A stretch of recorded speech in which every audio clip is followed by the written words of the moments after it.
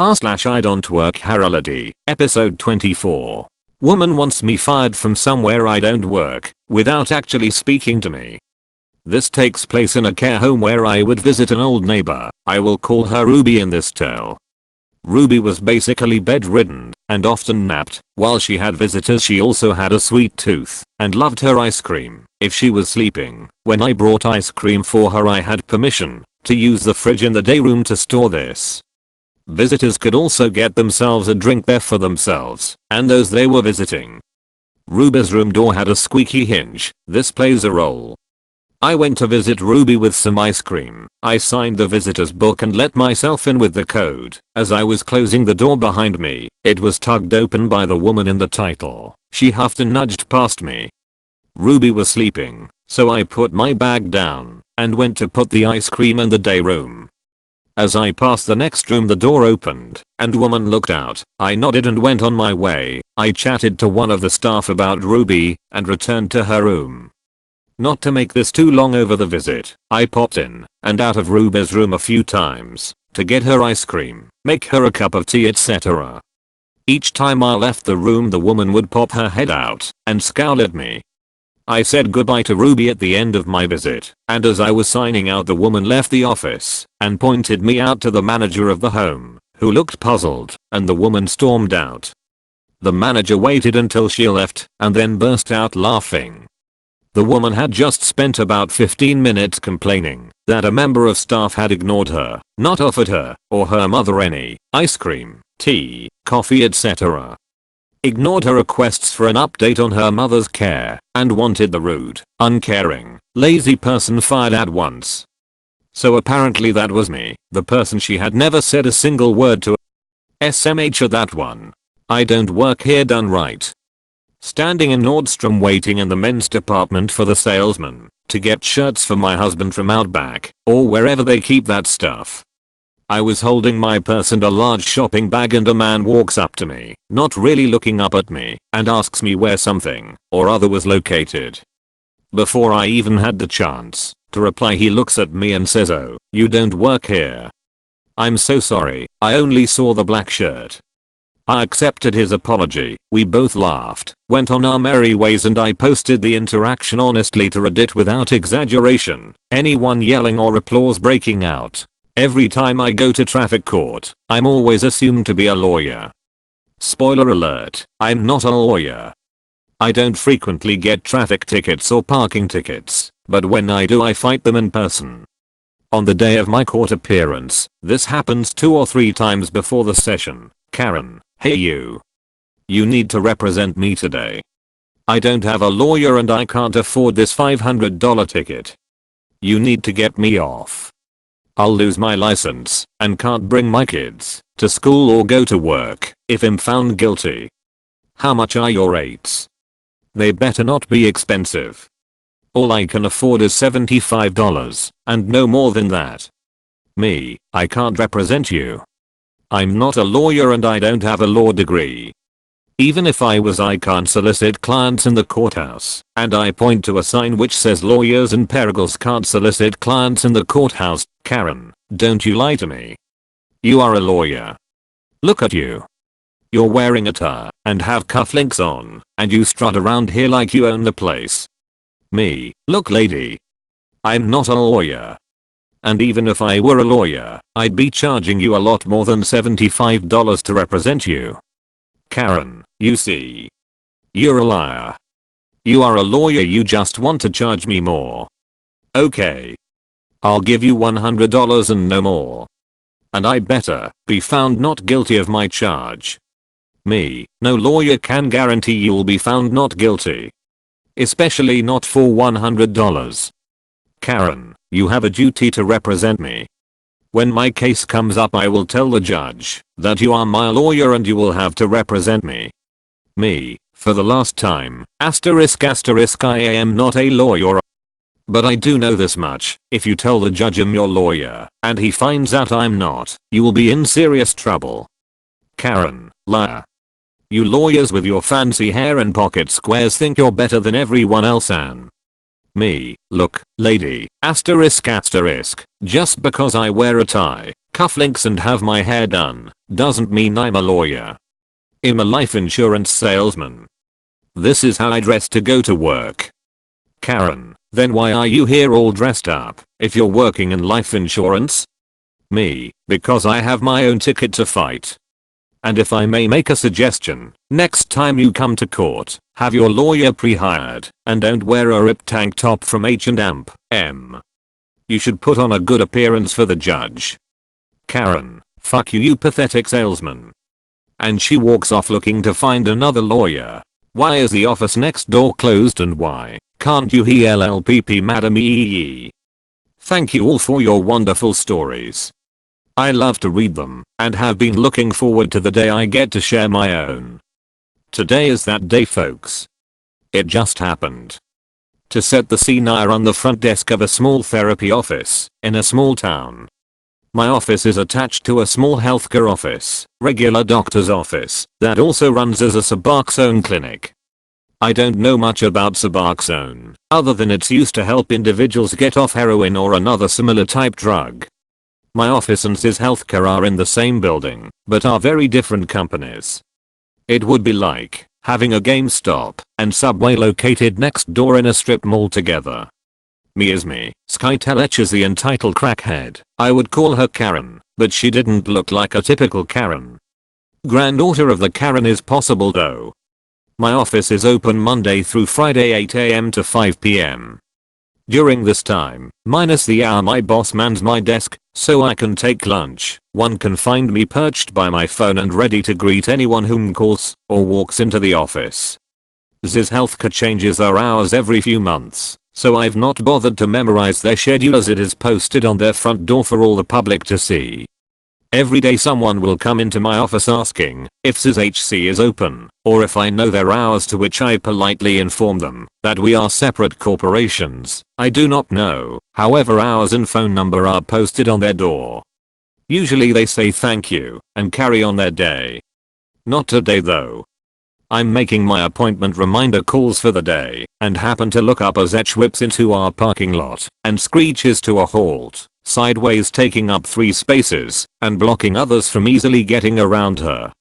It's a very small parking lot and her truck is pretty big. As I've got no one scheduled for appointments this afternoon, I figure it was someone late for an appointment with Sis HC and go back to my calls. I don't even get to finish dialing the next number on my list and Etch is at my window banging away angrily.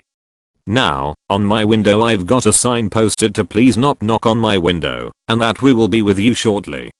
As I'm on the phone I raise my hand to show that I acknowledge her and will be with her in 1 minute. This was not enough, as she proceeds to scream at me through the window. So, I hang up the phone before the person I'm calling answers, and here's Etch's obscenities. Me, how can I help you today?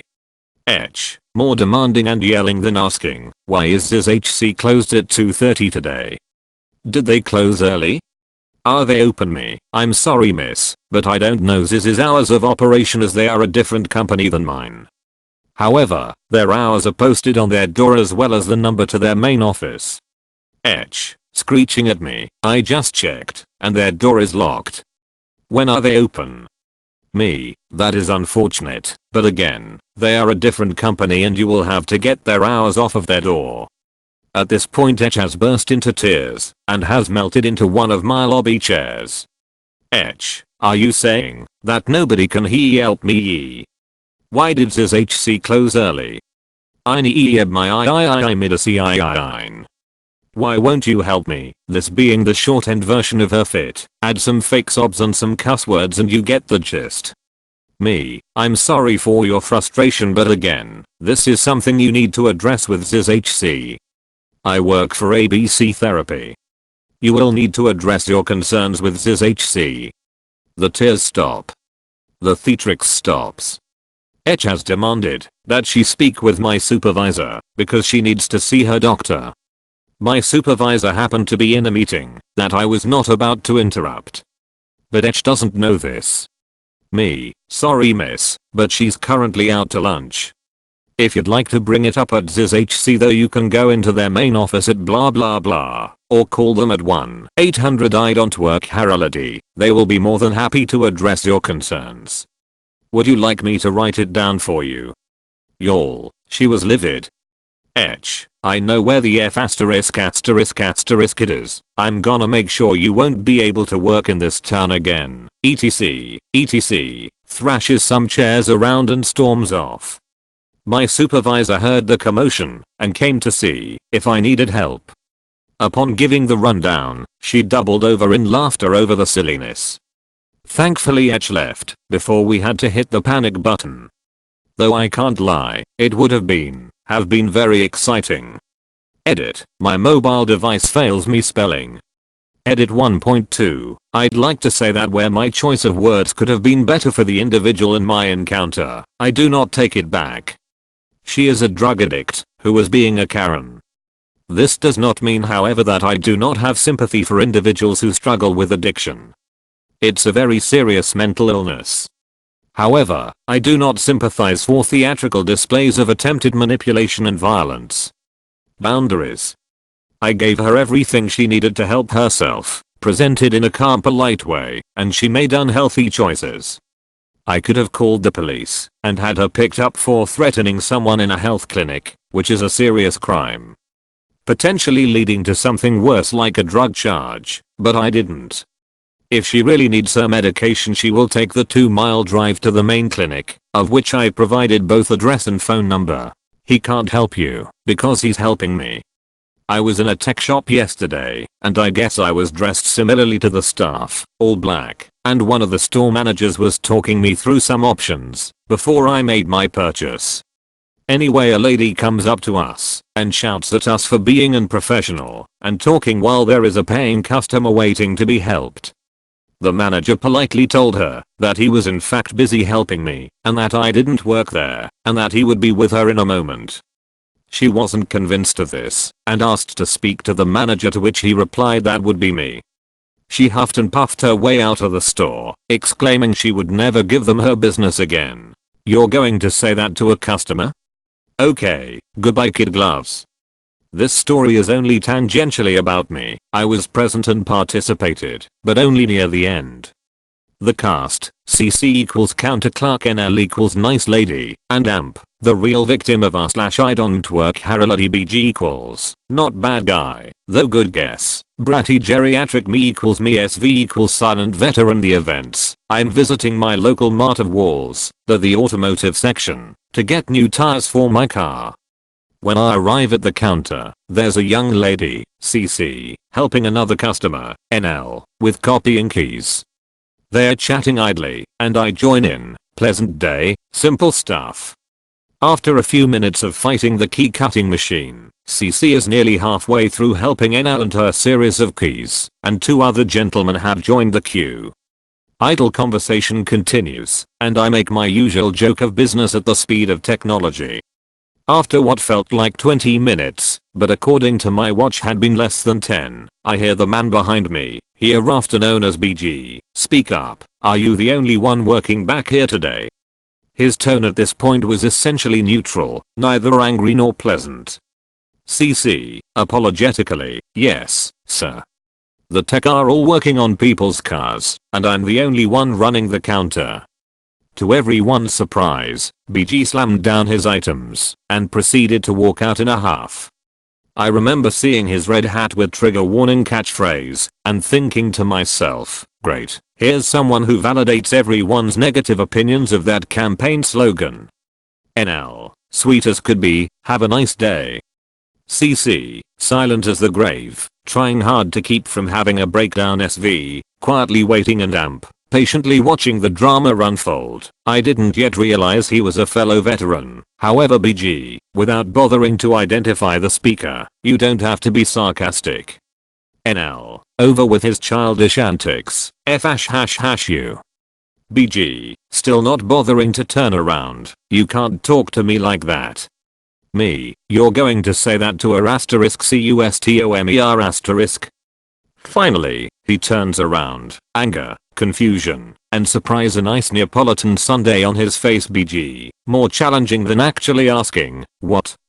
Me, gesturing to NL, you're going to say asterisk THAT asterisk to a asterisk CUSTOMER asterisk?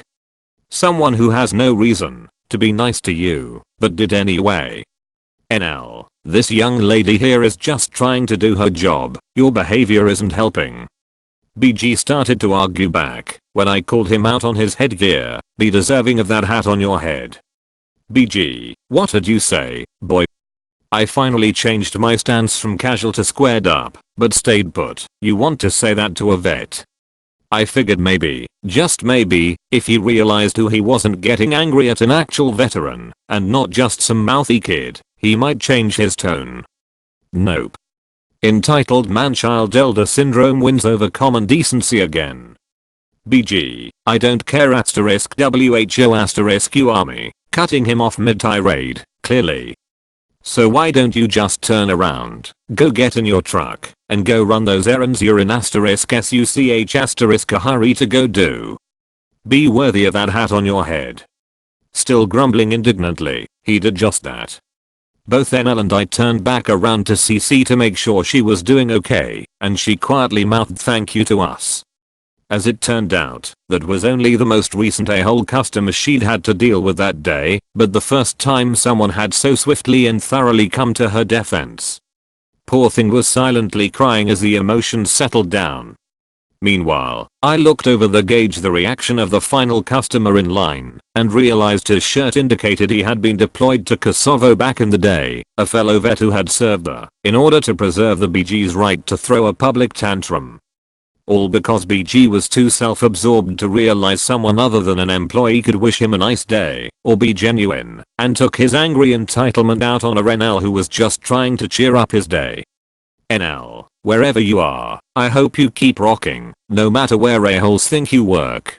Wholesome I don't work here not very long, not any drama, this happened a few months ago, I had completely forgotten about it, until I discovered this subreddit. I was in a Seymour checking out their sketchbooks, when a guy comes up to me, and asks where something was. I responded, that I didn't work there, and he said, oh, sorry, I guess you just really look, like you know what you're doing. We have a laugh, and go our separate ways. Not a very long or interesting story, but it made me smile after it happened.